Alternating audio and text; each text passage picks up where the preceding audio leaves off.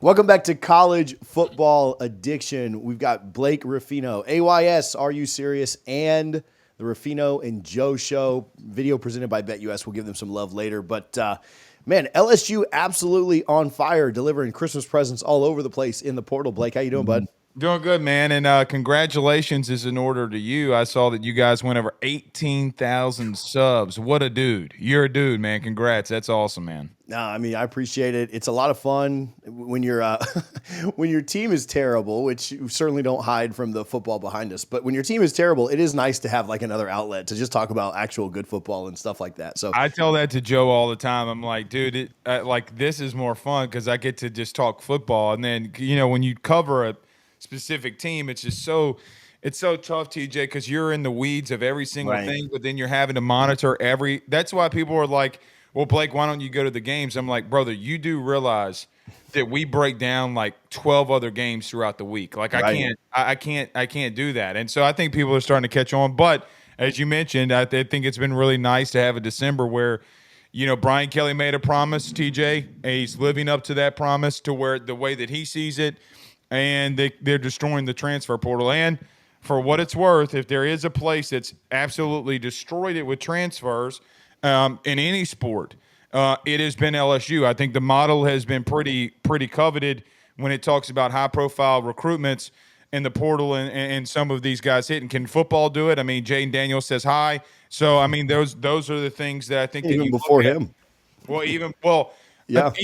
Even breaking that down. I mean, let's talk about it. So LSU, think about this. LSU is number one in the country with transfer portal players in every sport. They have the most first round picks. It's not remotely close. They have nine in all of sport. So like even if you're talking about like baseball who had four, LSU that had three, or football that had three. Women's basketball that's had what, three now? I mean, like it's all over the place. And don't get me started on gymnastics. I mean, it's coming out of everywhere. But I don't really follow that, so I don't know the exact number. There's no real draft picks, but you get my gist there. So I think that because LSU is seeing like Jay Johnson and the baseball team go out there and get a guy named Paul Skeens, and then you see these things that are going on, and you're like, whoa. Okay, so is this like how good can you be? And I think TJ, that is what's gotten this fan base so excited, and why they have been showing up and they've been giving to the collective and they've been going out because look, they got challenged as a fan base and they've responded. Dude, I love what obviously I've always actually liked LSU. They've always kind of felt like Bayou FSU to me just for the last 30 years. But I've really have liked LSU. And then the meetings that we had, but I don't really don't care. Like I'm not here to push another program's collective. I think everybody should give if they can to whatever program they support, whether that be through the boosters or collectives, whatever. Right. But I do appreciate the work that you're doing. And I'm not looking for a pat. I tried to do that a lot last year. Like, and you've seen it, you follow me. Like, Right. and I try and tell people, give, man. If you love this sport, if you love this team, you love this program, I don't get anything. They ain't paying me, right? They ain't paying me a marketing check. Like I see you push. I see others push for other programs too. UF, Bama, LSU. And it is cool to, like, hey, if you love, I mean, NIL is not perfect right now. I get it. But like, I mean, if you want to win right now, it's what you got to do. It does feel like, and Brian Kelly's always been good in the portal, right? Like, so this is not a new thing. It Right. does feel maybe a little bit different this year. Maybe it's because of his promise. Maybe it's because they've landed some really high profile guys. Again, not that that's new, but it feels like they're tired of 8-4, 9-3, and they want to make a run. Like that's what it Right. feels like to me from the outside looking in. Well, think about it like this, okay? LSU for over a year got in these high-profile money situations, TJ, where in the portal where they lost, whether it be against Oklahoma for a DT, whether it be against let's name another one. I mean, I can name so many. So just in recruiting, they've gotten in these big, high-profile recruitments. It's come down to money, and LSU can't.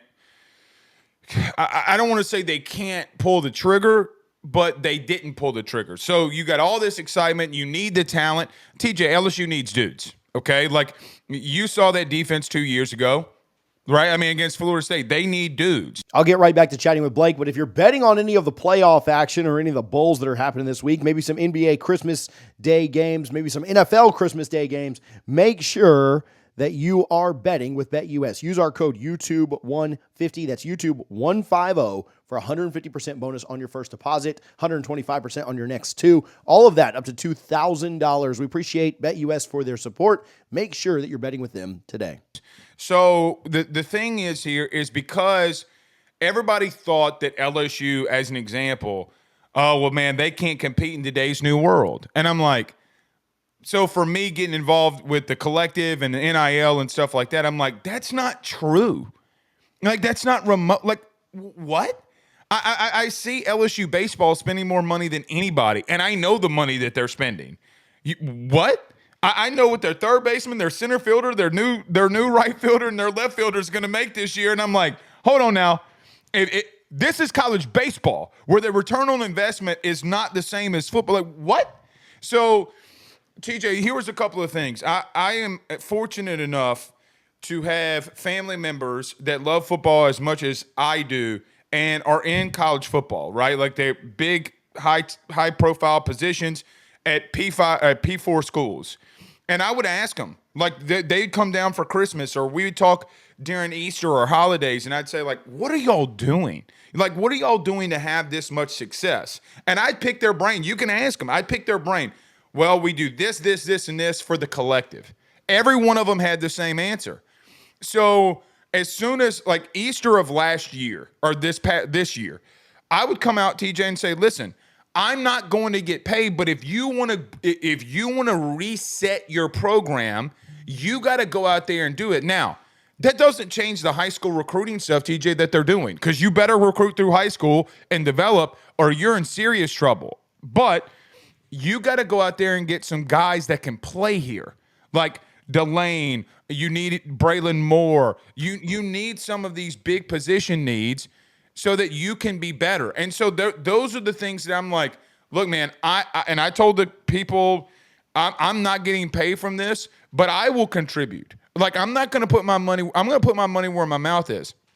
And this is the crazy thing, TJ, at least from our perspective. We did a show on Tuesday night, okay? And I was screaming. I clipped it. We put it out there. I'm screaming. You screaming? Yes, of course. I'm screaming. If you do not go give, we're not even remotely close to being a contender. Yeah. You're not. You're losing too much. TJ, within a 8-hour span, Brian Kelly goes to the podium, damn near recites exactly what I had said the night before. I'm literally in all caps texting the interns, clip it, because it's the way of the world. Yeah. You can be mad at it. You can hate it. It doesn't matter what your opinion is. The reality of the situation is that if you don't go and do it, you will get beat. Now, everybody, me and you cover college football as a whole. A federal court system in Texas said the collectives are not going anywhere. That's a federal court case that went through. So everybody's saying, oh, collectives won't be here soon. Says whomst.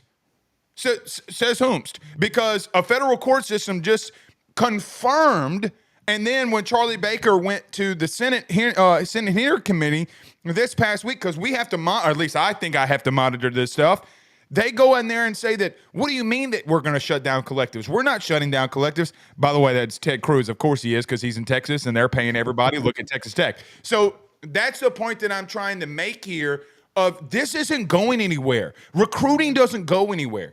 So LSU, that's a long-winded answer to say, I am so proud that this fan base got challenged and they didn't back down. I get chill bumps.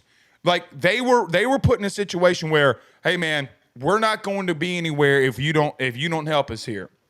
TJ, you got boosters matching the $1 million that Brian Kelly, put forth himself. And I mean, I'm just going to throw it out there. How many players is that? How many dudes can you go get in the portal from that? That's the part from me that I'm saying that now that you're aligned, how can you progress? Can you get to a playoff? And TJ, this is the last thing I'll say here.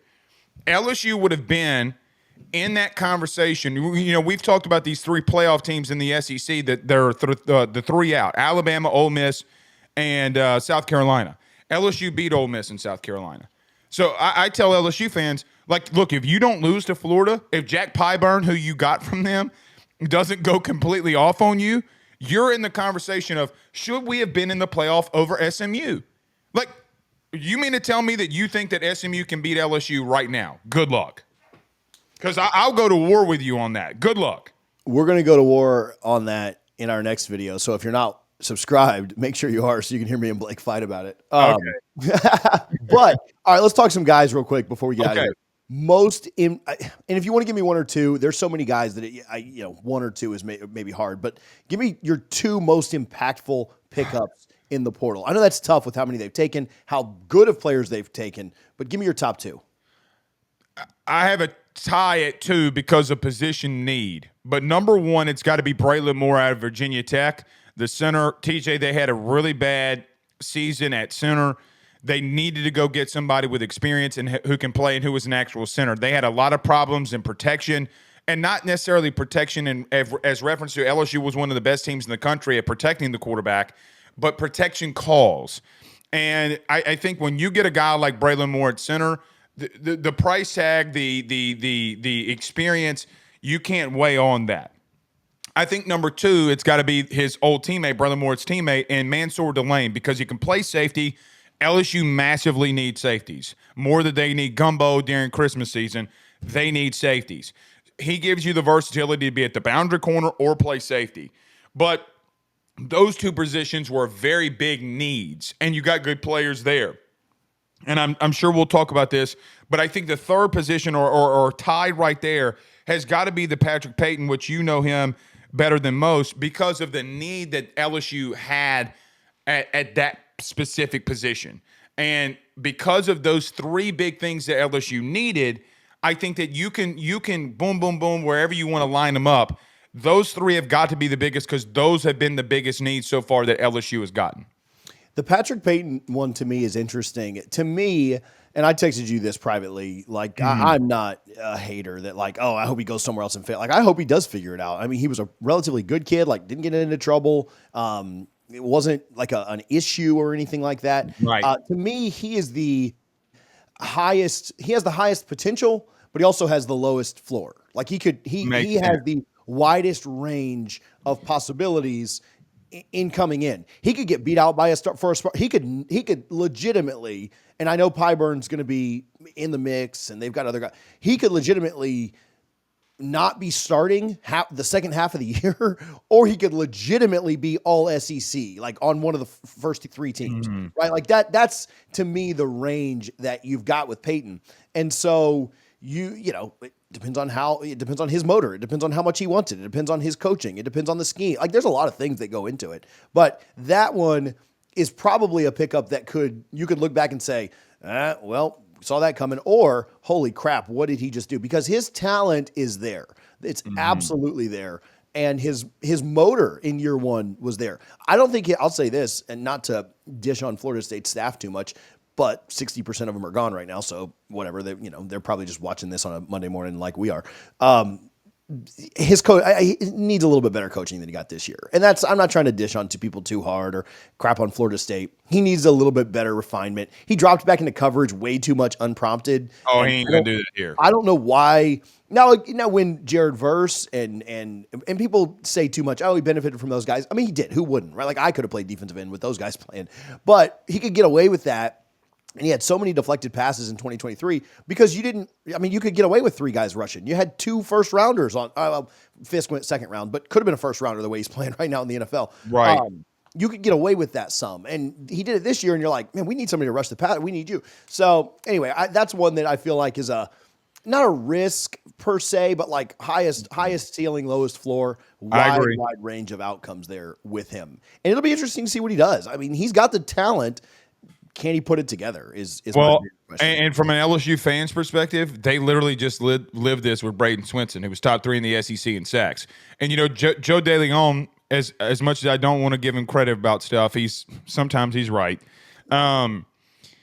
Princely Human Yellen from Florida, I mean, TJ, we went into the season this year about Ole Miss saying, bro, he was on a bad team, a non-bowl team. His effort wasn't there. Boom, boom, boom, boom. And I think that, there's a lot of similarities of what LSU did in bringing in a guy like Braden Swinson, who then comes into the SEC and then goes off. Look, Kevin Peoples, their edge coach, has never been at a school where a guy didn't register 10 sacks. It's never happened. At Tulane, TJ, he had 4 guys drafted at Tulane at edge. Tulane. Like, what? And I think that's where they're like, this guy's gone everywhere and gotten the biggest production out of guys. He's gotten the best out of guys. Can he now take a young man that has the upside of a first rounder? Can he develop him into that? Now, TJ, here's the thing that a sneaky little thing about LSU. They have 2 other 5 stars in that defensive line now. And so the question now becomes, he doesn't have to be the complete vocal point, right? Like he can, Don McKinley, the 5-star, can he continue to emerge? He had 2 sacks in his last game and the interior. You have Pyburn, you have so many different things. But TJ, regardless of, I think for me, looking at LSU and his addition, regardless, he's a pickup he's better than what they had, right? And so if you can get that, I agree with you. I mean, look, that game against what was it? Cal, maybe? Didn't y'all play Cal? The game against Cal, LSU has not had an edge that can hold the edge in the run game like he did. No, TJ, they hadn't. And so there comes a part where if you get the best out of him, the sky is the limit. And so I think that one thing that is for sure going into this that I'm more intrigued about Patrick Payton more than anything, he has the D-line dudes around him. Now, Bo Davis, I mean, go ahead there and loaf. You go right on ahead because I go to practice. You go right on ahead and loaf. I double dog dare him to come in here and loaf. I dare him to. I've heard I can't say it on this program. I have been in practice when guys have been cussed out by one of the best D-line coaches in the country. You Rudy Poo is what he'd say. So we'll see. But look, the 3 guys that we talked about there, though, TJ, massive needs, man. I mean, like, they gotten better because they're not good there. And I think that's the biggest thing that you add into that. So we'll wrap up with this, and then we'll move on to talking about the playoff. But where quickly do they still need help? Do you still expect quite a few additions? Where can they still improve this roster? They got to go get safeties, man. They got to go get safeties. I don't know where they go. There's not a lot of safeties in the portal. They got to go get a safety. So TJ, I could answer the question and be here all day, but I have no idea where they go. They got to go get safeties. If they don't, they're going to be in trouble. Blake, where can people follow you? Where can they find your show, bud? AYS Sports, Ruffino and Joe Show, wherever you listen to podcasts, rate, review, and subscribe. Thanks, buddy. Merry Christmas. Merry Christmas, man.